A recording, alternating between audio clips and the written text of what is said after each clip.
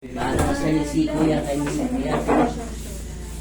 Pero, inaano po, medyo may konting naiwan. Tapos, ito po ano ko dito, parang dito sa pababa ng legs ko. Sobrang sakit kahit parang dito. Kahit bagong gising, kumbaga wala ka pang trabaho na nagagawa, masakit na agad. Okay. Kailan siya nag-start?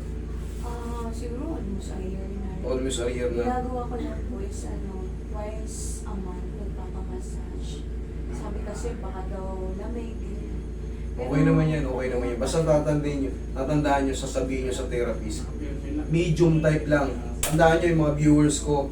Sabihin nyo, kasi marami nang pupunta rito, marami nang kwento pumunta, nagpailot, nagpa-therapy, nagpa-spa, magahit likod, nagpasa-pasa. Basta sasabihin nyo lang is medium type lang ako palagi. Sige, reset lang. Nag-aaral din ako yan, pero yan hindi ko na ina-apply. Kasi nga, magpa-direct ka na ng massage kasi very small, konting porsyento lang yung natin dyan. Really? Tapos ito kuya, Tuhod? mahina. Pag sa church, hanggang mga 2 minutes lang yung lakas ko pag nakaluhod. Nag-ano ba kayo? Actually, Kasi parang pili ko, lahat na ng joint mo masakit eh. Nagpapa-bone density na ba kayo? Actually, meron akong maintenance kasi sa BP tsaka sa sugar. Yan, nakakapagpahina ng So, buto yun yan. yata talaga. Correct yan. Yung over-maintenance, humihina yung mga natin. Yung mga buto natin. Normal yung nararamdaman. Bakit ka nagme-maintenance? Sa blood pressure? Yeah, kasi kasabay nun yung pagtaas ng Taas ng sugar sugar. ko. Type 2. Alam niyo yung niyan, ang sagot lang dyan, normal na pagbibibilad sa araw sa umaga. Tapos, ikot-ikutin nyo lang yung bahay nyo, ganun-ganun lang kayo. Hindi nyo kailangan magtatatakbo. Ikot-ikutin nyo lang yung bahay nyo, hindi nyo kailangan mag-maintenance. Manood kayo kay Doc Atoy Arboleda. Panoorin yan. Kasi once na palagi na kayo nagme-maintenance, maintenance, may mga side effect yan. Makinig kayo sa mga marami ng vlogger na doktor ngayon. Ang dami. Ito yung magaling siya. Sobrang daming vlogger. Kuya, ayaw niyo maniwala sa akin eh. Yun na. Doktor na ngayon eh. Kaya ako, talagang yung pinaniniwala ako si doktor yun eh. Saan tayo? Alam nyo, kasi kailangan talaga natin mapaliwanagan ng maayos. Pero pag katulad ko, hindi ako doktor. Ako naniniwala ako sa doktor. Baka hindi nyo kasi sila napapanood eh. Inaano ko sa inyo. Kasi meron siyang talagang magandang daming followers eh. Alam mo, tama yun talaga yung sinasabi Oo, hindi nyo kailangan magtatakbo. Mag-ilan lang kayo sa araw, maga, mag-jacket kayo, tas walking, tas madalas kayong kumain ng cucumber. Makain ba kayo yan? Yung the way na mag-ano siya. Ang cucumber kasi, 96% niyan water. Kumbaga, nare-replenish lang yun nyo. Para lang kayong kumakain ng tubig. Yan. Tandaan nyo yan. Cucumber. Kung makakapagsabay pa kayo ng green apple, hindi mas maganda. Pagka lumutong yung buto na puso ka namin. Ay, wala yan. Pagka yung over-maintenance tayo, may side effect yan. Kita mo, yung bigat mo lang mismo nakakapag sa'yo, hindi ka tumatagal kasi sasakit siya. Baka nga yan bunga na yan sa maintenance. Ilang taon na kayo nag-maintenance? 2013. 13? Yeah, the age of 35. Tapos 48 na ako ngayon. Kita mo, napakahabang panahon na. 13 years na. Pero wala namang every nag-ano ko. Okay naman yung mga ano ko. O okay nga yung mga vital signs mo. Pero Pero yun yung nirupok ng buto mo, Ayun, yun nga yun. di ba? May epekto. Saka minsan sisikmurahin ka yan, aasim yung mo. Oo. Yan yung mga side effect na Manood nga kayo sa mga doktor na maniwala kayo. May mga vlogger na doktor. Tama yung sinabi ni Kuya kay Anthony. Sarap. Marami ng vlogger na doktor. Ini-encourage ko kayo, manood kayo. Halo-halo panoorin nyo para yung mga nararamdaman nyo. Tama pala yung sinabi ni Master Kasi sabi ni Doc tama, tama pala, ganun pa pala. Para hindi kayo matataranta pagka once na high blood kayo. Hindi ka patagilid. Kasi once na magkaroon kayo ng high blood pressure, nagkakaroon tayo ng panic attack. Natatarantahan tayo. Once na nataranta tayo, wala na. Dire-diretso na yan. Pero pagka na-high blood pala tayo, saging, maghiwa kayo ng sili, yung kalahati, i-shoot nyo sa saging, palaman nyo. Kainin nyo yung saging na may sili. Ngayon magkakaroon ng bagong reaction yung blood natin. Hindi matutuloy yung na-high blood ka na kasi magbabago yung pakiramdam nyo. Bababa agad yung blood pressure mo. Relax. Kasi kaya nagkakaroon ng ano, dahil nga sa mga blood clotting, paglapot ng dugo natin, kabilang side. Yan. Tapos, siyempre, hindi niya ma-flow ng maayos. Pero pag naanghangang kayo, kakain kayo ng hanggang, mag-iiba raw yung ano nun. Mag-iiba yung circulation. Makakadaloy siya na maayos. Tapos, yung iba, insulin. Nagsasalpak ng insulin. Yun yung pangkaraniwan, ha? Oh. Ah, sarap. Yung may bihaya. Dito po yung sakit. Yan. Yan, yung balakangan mo. Masakit yung tumunog, hindi? Hindi. Okay. Kala ko, hindi. Hindi masakit. Roy, medium lang to si ano, Ma'am.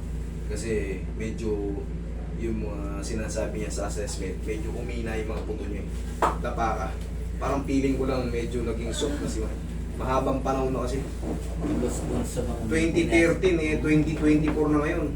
Parang 15 years. Ay, 16. Tatlo niyo po. Hindi niyo po yung... Sa totoo lang, wala naman dapat matakot dun eh. Kung talaga nagpapapawis kayo, wala. Makinig nga kayo, promise, makinig kayo sa mga doktor ngayon. Napakaraming vlogger na doktor ngayon. Sa bahay pa lang, alam nyo na yung gagawin nyo. Hindi na kayo mag-emergency. Na nahihilo kayo, parang nalulula kayo. Ituturo na nila yung ano eh. Kung ano yung remedy nun eh. Baka pag natain lang kayo ng bawang eh, okay na kagad eh.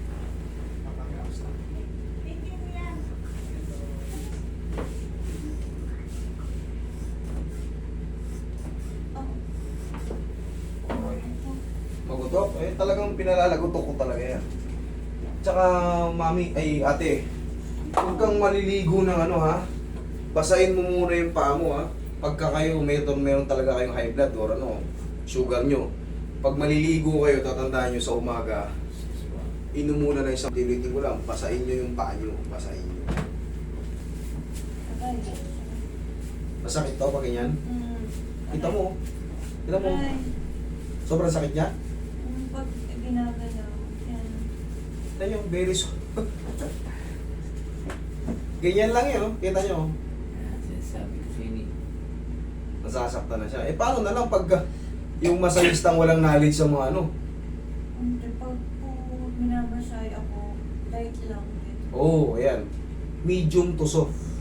Kumbaga, kasi pag yung ganito naka-soft at nasasaktan pa yung ano, paano na lang pag inataking nyo sila talaga yung palagi nyong ginagawa. Kaya kailangan talaga, kumbaga, maghanap din tayo na magtuturo sa natin na ano, para hindi lahat mapapahamak.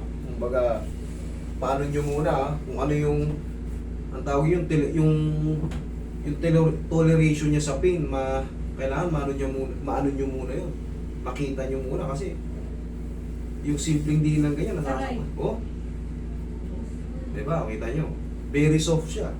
Kailangan maobserbahan yun. Ayan, no? Tayo, nadidinan siya pero never siya nga-aray kasi alalay na yan.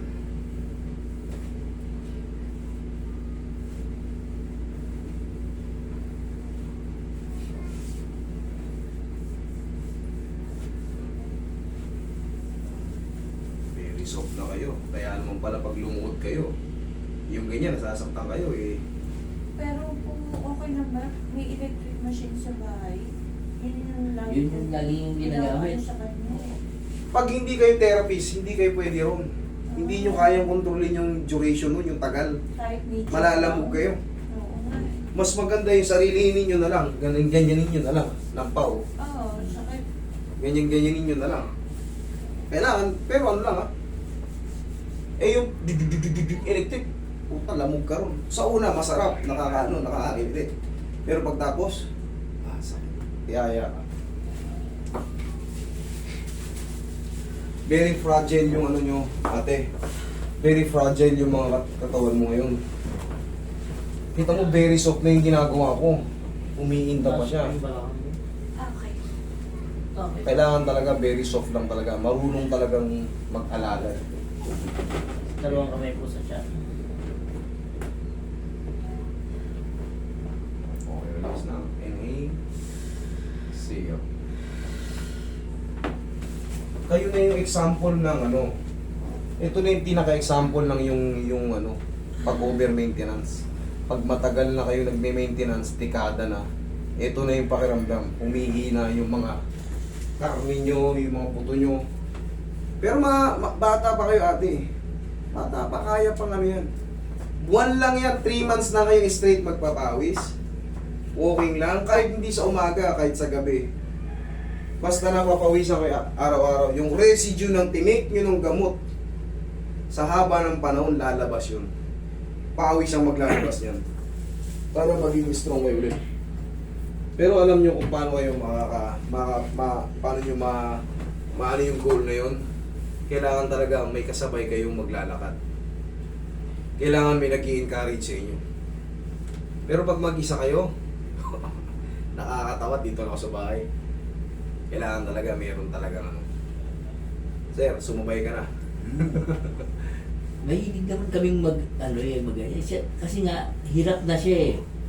Kumbaga sa ano, yung... Dati nag-hiking ako, hindi ko Hindi niya kayang, sumabay sa kanila. Dito na lang, sa ano lang, sa village na lang na, nyo, village yun na lang. Paikot-ikot lang. Sa kabilang bahay, balik lang ulit sa bahay nyo. Pag ganun-ganun lang, hindi nyo na kailangan lumayo. Huwag nyo munang ipilit. Kumbaga, magsimula tayo ulit sa paunti-unti. Kasi pag yan, nilakad mo kaagad ng Tsaka, nag-hiking ka kaagad. pag konti sugat lang, ayan na yung result. O, alam nyo kung bakit? Negative na siya. Kasi nga, diabetic kayo eh. Yun ang ano eh, yung indikasyon na may diabetic kayo. Yung peklat mo talagang kitang-kita mo talaga. Meron talaga siyang kakaiba. Okay, sige, upo. Pag ano. Yan. Sarap niyan matulog. Pero ito, pag inaano ko yung sa hop ng ano, parang ano pa, sumasabit ng konti. Pero Sige. hindi naman sobrang sakit. Kaya ko Oo. na rin naman ilaman. Okay, sige. O yun. Okay, kahit pa paano. Kailangan kasi yan, makapag-rest pa. 3 to 4 days, mas best feeling na yun. Sa mga ganito na-adjust, yung mga narinig yung tumunog dyan, may ano yan, may purpose yan bakit pinapatunog. May mga purpose yan. Pagtanda nyo, pagka may mga lumagutok sa katawan nyo at hindi nag-create ng mga pain, ibig sabihin lang nun, bumalik lang siya sa tamang posisyon. Pero yan, pagka may lumagutok sa inyo, tapos may nagkikreate ng pain, ay sigurado, dislocate yun. Pero pag gumaganda ang paramdam nyo, humina yung nararamdaman nyo masakit, sakto yung adjustment. Kailangan lang mag-heal, kailangan lang maipahinga para yung healing process, unti-unti nagsusubside yung adjustment, hindi gagaling kayo. Huwag lang talaga yung paglabas nyo rito, master, lalo sumakit yun dito. Ayan o, nagpasa pa. Hindi po pwede yun, kailangan talaga. Iba yung paramdam nyo, kailangan humina, at least humina yung pain. Malaking, kumbaga, tsamba na lang yun, kumbaga 0-0 kaagad lahat yung pain. Tsambang-tsamba yun, kumbaga magpasalamat tayo sa Panginoon kung talagang mayroong mga ganun, pero aminado ko ano lang yun, kumbaga sa 100% baka 5 to 10% lang yun. At kadalasan dito may pain pa natira kaso manipis na. Yun naman talaga ang tama eh. Pero fans kami ninyo. Salamat po ate.